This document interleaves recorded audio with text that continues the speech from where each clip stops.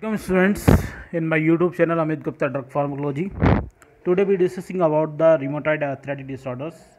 It is another type of the joint disorders है ये। rheumatoid arthritis मैंने आपको पहले ही बताया था, आपको याद होगा कि जब हमारे जॉइंट्स में सैनिबियल जॉइंट में स्पेशली इन्फ्लामेशन हो जाता है due to the antigen antibody reactions, तो जो प्रॉब्लम क्रिएट होती है, जो उसको प्रॉब्लम या उस सिम्टम्स जो क्रिएट होते हैं, उस कंडीशन को हम रिमेटॉइड आर्थराइटिस के नाम से जानते हैं।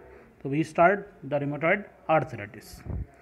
Rheumatoid arthritis is a chronic inflammatory auto immuno synovial joints disorders. Rheumatoid arthritis जो है वो chronic inflammatory auto immuno synovial joints का डिसऑर्डर है। This disease affect the women more than man in the age group of 15 to 50 years. 15 से लेकर 50 years के बीच की बात करें तो वुमेंस में ये डिसीज़ ज़्यादा होती है as compare to the men. Patients below 10 year of the age above 60 years have equal incidence in the both sex. अगर हम 10 साल से कम की बात करेंगे और 60 साल से ऊपर की बात करें, दोनों ही सेक्शन में, दोनों ही मेल या फीमेल दोनों की बात करें, दोनों में कंडीशन सेम रहती है। Rheumatoid arthritis has a defined genetic disposition, therefore direct relative to of rheumatoid arthritis patients have a high chance to getting the disease। ठीक है, तो ये rheumatoid arthritis को ये भी देखा गया कि जेनेटिक प्री डिपोजिशंस होता है, जेनेटिकली एक जनरेशन से दूसरी जनरेशन में ट्रांसफर हो सकती है, क्योंकि देखा गया है कि जो जिनके रिलेटिव में पहले थी तो उनके आगे वाली जनरेशन में ये rheumatoid arthritic पेशेंट्स के चांसेस हमें देखे गए हैं, मिले हैं। Monozygotic twins have be high degree of concordance. जो मायोजाइटिक ट्विंस होते हैं उनमें भी चांसेस ऑफ रिमेटॉइड आर्थराइटिस के बढ़ जाते हैं ड्यू टू द कुछ जेनेटिक डिफेक्ट होने के कारण। क्लिनिकल प्रेजेंटेशन की बात करें तो normally symptoms start institutionally with pain और स्टिफनेस इन जॉइंट्स। अगर हम रिमेटॉइड आर्थराइटिस को पेशेंट्स हैं तो स्टार्टिंग में जो सिम्टम्स आपको ऑब्जर्व होंगे तो उसमें पेन और जॉइंट्स स्टिफनेस और जॉइंट कड़क हो जाएंगे और जॉइंट्स में पेन होगा, पर्टिकुलर इन द मॉर्निंग के टाइम बेसिकली ज़्यादा। These symptoms are follow by the swelling of the joints. और बाद में जब ये डिसीज़ बढ़ती है तो वैसे वैसे वहाँ जॉइंट्स पर स्वेलिंग हो जाती है, स्वेलिंग ऑफ जॉइंट्स, जिसे हम सेनोवाइटिस के नाम से जानते हैं। और constitutional symptoms like a fatigue, constitutional symptoms जैसे फैटिग्यू, थकान होने लगती है, weakness, myalgia, low grade fever, anorexia.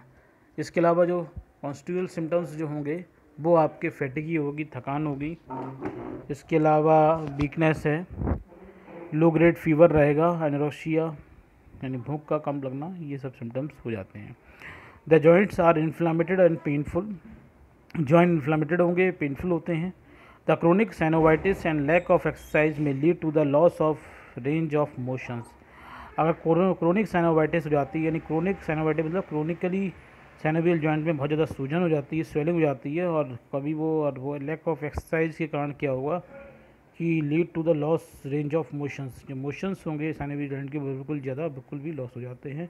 साथ में एट्रोपी ऑफ मसल्स की ओवरग्रोथ हो जाएगी, वहाँ पर वीकनेस एंड डिफॉर्मिटी हो जाएगी। स्ट्रक्चर्स में डिफॉर्मिटी होने के कारण क्या होता है, मोशंस जो होते हैं सैनिवियल जॉइंट्स के वो आपके नहीं हो पाते हैं। ठीक है, इसके अलावा बात करें तो hand grip weakness, movements are unstables. In chronic phase there is a typical ulnar deviation of fingers, fuse of bones at joints, ankylosis and finger become a claw like.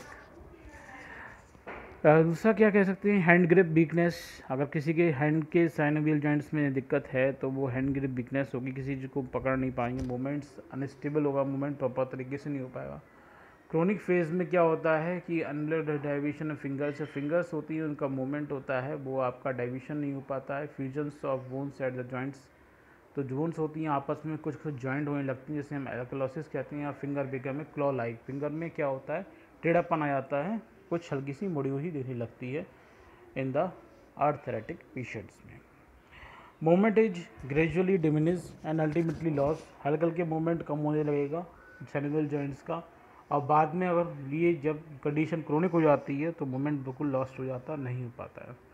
The first joints to be affected are the small joints of ventricular skeleton. The first joints to be affected सबसे पहले क्या होगा, joints होंगे वो the first joints to be affected are the small joints of the appendicular skeleton like a metacarpophalangeal joints, proximal intraphalangeal joints, wrist joints, elbow joints, ankle joints, joints of foots, elbow and knee joints.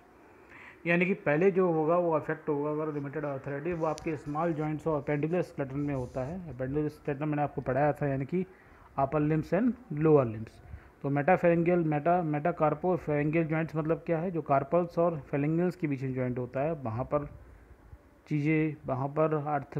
रिमेटेड arthritis होने के chances बनेंगे, यानी फेलेंजियस और carpals bones और फेलेंजियस। Carpals किस लिए, आपकी हथेली जो पाम वाली बोन जो है वो क्या है, कार्पल्स है। फेलेंजियस क्या है, आपकी जो फिंगर्स में बोन्स है। तो उनके बीच में जो जॉइंट्स होता है उसे हम मेटाकार्पोफेरेंगियल जॉइंट्स बोलते हैं। वहाँ पर रोमेटाइड्स के सिम्टम्स ऑब्जर्व होना शुरू होंगे। इसके अलावा प्रॉक्सिमल इंट्राफेरेंगियल जॉइंट्स मतलब क्या है कि जो आपकी फेरेंगियल बोन्स हैं उनके आपस में बीच में जॉइंट्स होते हैं, उन्हें प्रॉक्सिमल फेरेंगियल जॉइंट्स बोलते हैं। फिंगर्स की बोन्स में ही जॉइंट्स जो हैं आपके एक फिंगर्स में लगभग 2 इंट्राफेरेंगियल जॉइंट्स होते हैं। तो वहाँ पर आपको देखने को मिल सकता है स्टार्टिंग में रोमेटॉइड आर्थराइटिस। रिस्ट जॉइंट में देखने को मिलेगा, एल्बो जॉइंट्स में, एक्कल जॉइंट यानी एडी के पास joints of foot and elbow and knee joints. Other joints like a upper cervical vertebra, hip joints and shoulder joints में भी आल्सो इन्वॉल्व। ये कि उसके बाद में ये सभी जॉइंट्स इन्वॉल्व हो जाते हैं फॉर द रिमेटॉइड आर्थराइटिस। ये तो बात हुई इसके साइन एंड सिम्टम या क्लिनिकल प्रेजेंटेशंस की। अब बात करते हैं हम इसके पैथोफिजियोलॉजी की। Rheumatoid arthritis is a chronic inflammation of synovial lining of the joints. Chronic inflammation हो जाता है सैनोवियल फ्लूइड के अंदर, सैनोवियल जॉइंट्स के अंदर, ये इसकी लाइनिंग के चारों तरफ, by releasing various cytokinin mediators of the inflammations. जब वहाँ पर बहुत सारे साइटोकाइनिन्स हैं, मीडिएटर्स हैं, साइटोकाइनिन या बहुत सारे मीडिएटर्स हैं, केमिकल्स होते हैं जो इन्फ्लामेशन में बहुत रिलीज हो जाते हैं। The synovium start proliferating, synovium start proliferating, जो सैनोबियल फ्लूइड है, जो सैनोबियल फ्लूइड के बाद जो पोर्शन होता है सैनोबियम बोलते हैं उसको। तो सैनोबियल फ्लूइड के जो पूरा स्ट्रक्चर है जो सैनोबियम बोला है उसको, तो सैनोबियम में क्या होगा, स्टार्ट पॉलीफ्रेशन होगा, स्प्रेडिंग होगी, यानी कि वहाँ पर सेल्स जो होंगी वो उनकी डिवाइडेशन होने लगता है, स्पेशली इन्फ्लेमेटरी सेल्स का, और वो स्प्रेडिंग करती हैं वहाँ पर आपके आपस में, वहाँ पूरी सैनोबियल जॉइंट्स में या सैनोबियम में पूरी तरह से फैल जाती हैं। The proliferating synovium of rheumatoid arthritis is called pannus. और ये जो पॉलीफ्रेशन इसका बहुत ज़्यादा हो जाता है, जो सैनोबियल जॉइंट्स के अंदर जो सेल्स जो डिवाइड हुई हैं, पॉलीफ्रेशन हुआ है, पॉलीफ्रेशन सैनोबियम ऑफ रिमेटॉइड आर्थराइटिस जो हुआ है, उस पोर्शन को हम क्या बोलते हैं, पेनस बोलते हैं। क्या बोलेंगे, पेनस। अब यहाँ पर पॉलीफ्रेशन हुआ कहाँ पर, रिमेटॉइड आर्थराइटिक जॉइंट्स जो सैनोबियल जॉइंट्स के ऊपर, सैनोबियल जॉइंट्स जहाँ पर है वहाँ पर सेल की ओवर ग्रोथ होने लगी, वहाँ पर सेल पॉलीफ्रेशन हुआ, सेल स्प्रेड हुई, और जो सेल की जो पॉलीफ्रेशन होने पर जो लेयर बनी है उसको क्या बोला, पेनस बोला। अब ये पेनस जो होता है initially invading the articular cartilage. Starting में जो पेनस ये है, पेनस किस चीज़ का बना हुआ है, ये आपका इन्फ्लेमेटरी जो सेल्स हैं और मीडिएटर्स हैं उसके पॉलीफ्रेशन हुआ है, वो सेल्स हैं यहाँ पर। ये सेल इनिशियली क्या करती हैं, आर्टिकुलेज कार्टिलेज होती हैं उसमें घुसती हैं, उसको डैमेज करती हैं, डिग्रेड कर देती है, and degrade it's and इवेंटली it में भी को इरोड द बोन। उसके बाद में बोन में भी वो इंटरप्रेट करना शुरू कर जाती हैं। They grow penis ultimately फिल्स the entire joints space. और जैसे जैसे ये पेनस ग्रो करता रहता है वहाँ पर पॉलीफ्रेशन होने लगता है, और वो सभी जितनी भी सेल्स, इन्फ्लेमेटरी सेल्स हैं, वो पूरे ही इंटायर जॉइंट स्पेस में फुल कर जाती हैं। और वहाँ पर जब ये बहुत ज़्यादा क्वांटिटी में फिल हो जाएंगी तो फ्लूइड भी वहाँ इकट्ठा हो जाता है, और fibrosis is the next stage because of which the joint mobility is lost. और उसके बाद में फाइब्रोसिस की स्टेज शुरू हो जाती है, यानी फाइब्रोब्लास्ट सेल्स होंगी वो आपकी यहाँ पर आना शुरू हो जाती हैं, यहाँ माइग्रेट होना शुरू हो जाएंगी, यहाँ पर डिवीजन होगा, because of which joint mobility is lost, जिसकी वजह से जॉइंट्स की मोबिलिटी बिल्कुल भी कम हो जाती है। कैल्सिफिकेशन अल्टीमेटली मे बी ये permanently join the bones. Calcification हो रहा है, फाइब्रोब्लास्ट सेल्स हो रही हैं, ये दोनों कैल्सिफिकेशन और फाइब्रोब्लास्ट सेल्स के आने की वजह से क्या हुआ कि जॉइंट्स के बीच में जो बोन्स हैं उनके बीच में जॉइंट फॉर्म होने लगता है, और उस जॉइंट फॉर्म होने लगता है उस कंडीशन को हम द स्टेजेज एनकोलाइसिस बोलते हैं, यानी कि दो जॉइंट्स के बीच में जो जॉइंट था वो जॉइंट ना रोकर उनके बीच में एक बोन्स आपस में, मतलब जॉइंट्स ना होकर, जो स्पेस ना होकर उसमें आपस में जो बोन आपस में जुड़ने लगती हैं, उस प्रोसेस को हम एनकोलाइसिस कहने लगते हैं। और जिसकी वजह से बोन में स्टिफनेस और मूवमेंट बिल्कुल भी लॉस हो जाता है, स्टिफनेस ज़्यादा जाती है, कड़कपन हो जाते हैं और सेरेब्रल जॉइंट्स बिल्कुल भी मूव नहीं कर पाते हैं। ये कंडीशन होती है during the pathogenesis of pathophysiology of arthritis. Arthritis में पहले क्या है कि इन्फ्लेमेटरी मेडिएटर्स होते हैं, साइटोकाइनिन है, वो बहुत ज़्यादा इकट्ठे होती है, इन्फ्लामेशन होना शुरू हो जाता है और इन्फ्लामेशन होने की वजह से वहाँ पर जो इन्फ्लामेटरी सेल्स है उन्हें पॉलीफ्रेशन होगा और पॉलीफ्रेशन स्प्रेड होंगी और ये पॉलीफ्रेटिंग जो पॉलीफ्रेशन होने पर जो आपकी इन्फ्लेमेटरी सेल्स हैं वो आप वहाँ एक्यूमुलेट हो जाती हैं और जो वहाँ एक्यूमुलेट हो जाएंगे जॉइंट्स पर तो उसे पेनस पोर्शन बोलेंगे। और ये पेनस होता है इनिशियली वो क्या करते हैं कि जो बाहर वाली लेयर है जो आर्टिकुलर कार्टिलेज है उसको डैमेज करता है और जब आर्टिकुलर डैमेज हो जाती है उसके बाद बोन को डैमेज करना शुरू कर देता है, जिसकी वजह से क्या होती है वहाँ पर पेनस जो पोर्शन है यानी इन्फ्लेमेटरी मेडिएटर्स जितने भी हैं वो पूरी ही साइनोवाइटिस यानी साइनोवियल जॉइंट्स के बाद ज़्यादातर पूरी फैल जाती हैं और जिसके बाद में क्या होती है फाइब्रोब्लास्ट सेल्स वहाँ आना शुरू हो जाती हैं और फाइब्रोब्लास्ट सेल्स जब इकट्ठी होंगे और साथ में कैल्सिफिकेशन प्रोसेस की वजह से दोनों जॉइंट्स के बीच में एक जॉइंट क्रिएट होने लगता है और जॉइंट क्रिएट होने की वजह से क्या होता है मोशन को लॉस हो जाता है और ये जॉइंट्स को बोलते हैं, जिस स्टेज को बोलते हैं एनकोलाइसिस। मैं आपको फिगर से और क्लियर कर सकता हूँ, जैसे आप फिगर में देखेंगे ये आपका क्या है नॉर्मल कंडीशन है, that is the normal conditions. Synovial joints ये नॉर्मल है, ये आपका रूमेटॉइड आर्थराइटिस। रूमेटॉइड आर्थराइटिस में जो आपका देख रहे हैं ये वाला पोर्शन है, ये वाला पोर्शन जो है आपका वो क्या है पेनस पोर्शन हो गया है, यानी कि जो जॉइंट्स और बोन्स हैं उनके बीच पर एक लेयर जो क्रिएट हो गई है जो इन्फ्लेमेटरी सेल्स के हैं और ये क्या करेगी यहाँ उसके ऊपर जो वाइट पोर्शन है इसको डैमेज कर दिया, ये क्या है कार्टिलेज, और यहाँ पर कार्टिलेज ने डैमेज कर दिया है और उसके बाद बोन भी डैमेज होना शुरू हो जाती है, बोन के अंदर इरोशन होना शुरू हो गया है। और ये सब होने की वजह से क्या होता है यहाँ पर बहुत ज़्यादा fluid fibroblast cells inflammatory cells बहुत इकट्ठी हो जाएंगी और यहाँ पर स्वेलिंग होना शुरू हो जाती है और स्वेलिंग हो जाएगी, ठीक है। और यहाँ पर जब ये जो आपस में यहाँ फाइब्रोब्लास्ट सेल्स होती हैं वो और कैल्शियमफिकेशन की वजह से क्या होता है यहाँ पर फिर जॉइंट क्रिएट होने लगता है, यहाँ स्पेस नहीं रहता है, उस प्रोसेस को हम क्या बोलते हैं एनकोलाइसिस कहते हैं, ठीक है। In rheumatoid arthritis, the subsynovial tissue is heavily infiltrated by lymphocytes, macrophage and plasma cells. अब क्या होगा जब साइनोवियल टिश्यू है वो आपका इनफिल्ट्रेट होगा, मतलब वहाँ पर हायर क्वांटिटी में आपके lymphocytes, macrophage and plasma cells पहुँच जाती हैं जो इन्फ्लामेशन को और ज़्यादा बढ़ाती हैं। इसके अलावा angiogenesis is a prominently seen है, एंजियोजेनेसिस वहाँ पर दिखने लगती है, ब्लड वेसल सर्कुलर का फॉर्म होना शुरू हो जाती हैं and the endothelial cell so very high level of adhesion molecule. और ये एंडोथेलियल सेल जो फॉर्म होगी, एंजियोजेनेसिस मतलब क्या है एंडोथेलियल सेल्स का डेवलपमेंट होना। अब ये एंडोथेलियल सेल्स जब वहाँ very high level of adhesion होता है, क्योंकि एंडोथेलियल सेल जब वहाँ ग्रो होने लगेगी तो वो वहाँ पर एडिशन मॉलिक्यूल, ये हाई एडिशन मॉलिक्यूल है वहाँ पर वो एक बोन से दूसरी बोन डिपोजिट हो जाएंगी और एडिशन मॉलिक्यूल ये डिपोजिट हो जाती हैं और जिसकी वजह से swelling is the in the soft tissue around the joints also result in the increasing the mediators of inflammation which are responsible for the symptom like redness and pains। अब swelling हो गई टिश्यू के अंदर, joints के जो tissue हैं उनमें swelling होने लगती है और जिसकी वजह से क्या होता है, जिसकी स्वेलिंग और टिश्यू क्यों हो जाता है क्योंकि mediators ऑफ इन्फ्लामेशन काफ़ी ज़्यादा बढ़ गए हैं और वही क्या रेडनेस और पेन के लिए रिस्पॉन्सिबल है, स्वेलिंग के लिए रिस्पॉन्सिबल होते हैं। लेकिन बात यह है कि ये इन्फ्लामेटरी रिएक्शन की स्टार्ट कैसे होती है। The initial agent responsible for triggering the process of inflammation in the rheumatoid arthritis has not be identified. लेकिन ये रूमेटॉइड आर्थराइटिस में जो आपकी इन्फ्लामेटरी रिएक्शन हुई है, जो इन्फ्लामेशन शुरू हुआ है, उसका जो ट्रिगरिंग फैक्टर है, ये तो जो इनिशियल एजेंट रिस्पॉन्सिबल है वो आइडेंटिफाइड नहीं है, वैसे आइडेंटिफाइड नहीं हो पाता है। Mainly hypothesis have been suggest to explain the pathogenesis of rheumatoid arthritis. R A मतलब रूमेटॉइड आर्थराइटिस। कुछ हाइपोथेसिस हैं, हाइपोथेसिस कुछ थ्योरीज हैं जो एक्सप्लेन करती हैं कि हो सकता है इस प्रोसेस की वजह से ही ये इन्फ्लेमेटरी कंडीशंस प्रोड्यूस होती है जिसकी वजह से रूमेटॉइड आर्थराइटिस जैसी कंडीशन बन जाती है। तो 3 थ्योरी हैं, पहला है इन्फेक्शन थ्योरी, दूसरी है ऑटोइम्यून थ्योरीज और third is the genetic theory.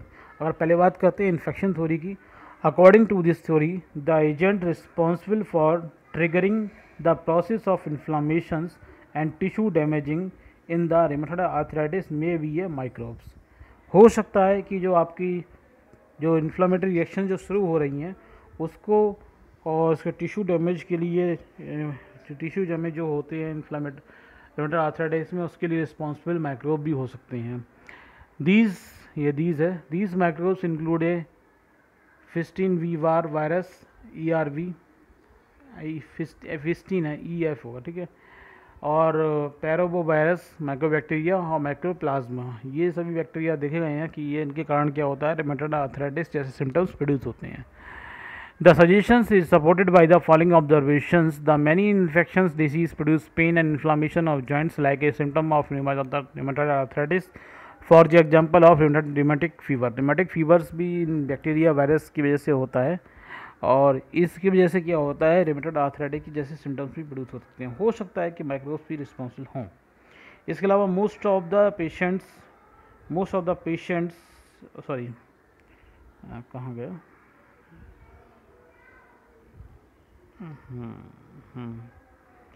इसके अलावा देखा गया बैक्टीरिया फ्रेगमेंट्स, जो बैक्टीरिया फ्रेगमेंट्स होते हैं injected to the synovial joint of experimental animal produce a condition which is very similar to the rheumatoid arthritis. अगर हमने ये भी देखा गया एक्सपेरिमेंटली कि अगर हम बैक्टीरिया के फ्रेगमेंट्स होते हैं वो किसी भी एनिमल के सैनिवल जॉइंट में इंट्रोड्यूस किए हैं तो उसमें जो इंट्रोड्यूस करने के बाद में रिमेटॉइड आर्थराइटिस लाइक के सिम्टम्स ऑब्जर्व हुए हैं, सिमिलर कंडीशन प्रोड्यूस हुई है। तो ये एविडेंस इंडिकेट करता है कि बैक्टीरिया मेटाबोलाइट्स के कारण भी क्या होता है, इन्फेक्शन के कारण क्या हो सकता है, रिमेटॉइड आर्थराइटिस जैसी कंडीशन बन सकती है। दूसरी थ्योरी क्या, ऑटोइम्यून थ्योरी होती है। 80% of the patients of rheumatoid arthritis have an autoimmune antibody against the IgG in the serums and which is called rheumatoid factors. 80% of patients जो रिमेटॉइड आर्थराइटिस के होते हैं उनमें देखा गया है कि उनके अंदर ऑटो एंटीबॉडी अगेंस्ट IgG जो आपकी एंटीबॉडी है इसके अगेंस्ट में एंटीजेंस प्रेजेंट रहते हैं और ये present which is called as a rheumatoid factors in their serum,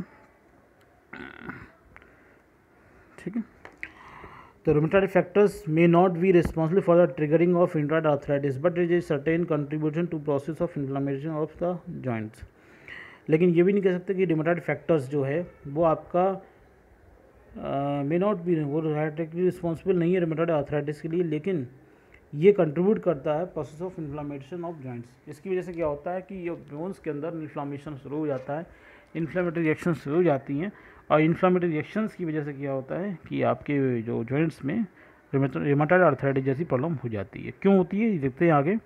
the IgG और एंटी IgG कॉम्प्लेक्स, यानी एंटीजेंस IgE और IgG एंटीबॉडी, एंटीजन एंटीबॉडी को कॉम्प्लेक्स होता है, वो आपके सैनिवल जॉइंट पे डिपोजिट हो जाएगा और जॉइंट पे डिपोजिट होने की वजह से क्या होता है, उन एंटीजन एंटीबॉडी रिएक्शन की वजह से इन्फ्लामेटरी रिएक्शन होती हैं वो स्टार्ट हो जाती हैं by attraction of neutrophils and activating a complement system and activating T helper cells. और ये सभी सेल वहाँ पहुँच जाएंगी और ये इन्फ्लामेटरी रिएक्शन शुरू कर देती हैं जो बाद में चलते चलते रिमेटॉइड आर्थराइटिस में चेंज हो जाती है। तो ये बात है एक तो कि ऑटोइम्यून थ्योरी है कि हमारे ब्लड के अंदर कोई एंटीजन ऐसा आ गया है, IgE एंटीबॉडी के अगेंस्ट में एंटीजन बन गया, तो एंटीजन एंटीबॉडी रिएक्शन जब जॉइंट्स पे हो रही है तो उस जॉइंट पे एंटीजन एंटीबॉडी रिएक्शन की वजह से क्या हुआ है, इन्फ्लेमेटरी सेल्स वहाँ पर आना शुरू हो जाती हैं, इकट्ठी हो जाती हैं और इन्फ्लेमेटरी सेल्स की रिएक्शन की वजह से क्या होता है वहाँ पर इम्यून रिस्पांस की वजह से क्या होता है, इन्फ्लामेशन होता है और रिमेटॉइड आर्थराइटिस जैसी कंडीशन प्रोड्यूस हो जाती है। लास्ट थ्योरी क्या है, जेनेटिक थ्योरी है। Genetic predisposition of rheumatoid arthritis is support by the high incidence of the disease in first degree of related for the patients. ये देखा गया है कि जो फर्स्ट डिग्री रिलेटिव पेशेंट्स हैं, मतलब जो एक जनरेशन से जस्ट सेकेंड जनरेशन में जो पेशेंट्स हैं, जो फर्स्ट जनरेशन पेशेंट ये कह सकते हैं, फर्स्ट जनरेशन जो लोग बनते हैं उनमें चांसेस रिमेटॉइड आर्थराइटिस के ज़्यादा दिख रहे हैं। तो इसका मतलब क्या है कि जेनेटिकली भी क्या होता है, एक पर्सन से दूसरे पर्सन में ट्रांसफ़र होता है। और ये भी देखा गया कि जो मोनोजेनेटिक ट्यून्स होती हैं उनमें इन रेट होती है वो रिमेटॉइड आर्थराइटिस की वो ज़्यादा होती है। तो जेनेटिकली वो क्या होते हैं, सेम होते हैं। इस वजह से most patient of rheumatoid arthritis carry one or both two genes of MHC antigens called HLA-DR1 or HLA-DR4। बहुत सारे पेशेंट जो रूमेटॉइड आर्थराइटिस से देखे गए हैं कि उनमें दो टाइप के एक या दोनों टाइप के जीन्स मिलते हैं, जो कि किसके जीन होते हैं, MHC एंटीजन्स की जीन होते हैं, जिसे हम HLA-DR1 कह सकते हैं, HLA-DR4 कह सकते हैं, या दोनों होंगे HLA-DR1 या HLA-DR4, या फिर एक होगा जो रिस्पॉन्सिबल होता है MHC एंटीजन की प्रोडक्शन के लिए। और MHC एंटीजन क्या करता है, ये IgG एंटीबॉडी के अगेंस्ट में ऐसे एंटीजन काम करता है। इसलिए फिर आगे क्या होगा, जब एंटीजन एंटीबॉडी एक्शंस होगी कहाँ पर, सेनेबल जॉइंट्स पर, तो इम्यूनो रिस्पॉन्स जनरेट होंगे। इम्यूनो रिस्पॉन्स जब इनिशियल हो जाता है तो वहाँ पर इन्फ्लामेशन रिएक्शन स्टार्ट हो जाती है, जो बाद में रूमेटॉइड आर्थराइटिस जैसी कंडीशन में चेंज हो जाती हैं। तो these MHC antigens responsible for the triggering an immuno response by activating the T sales.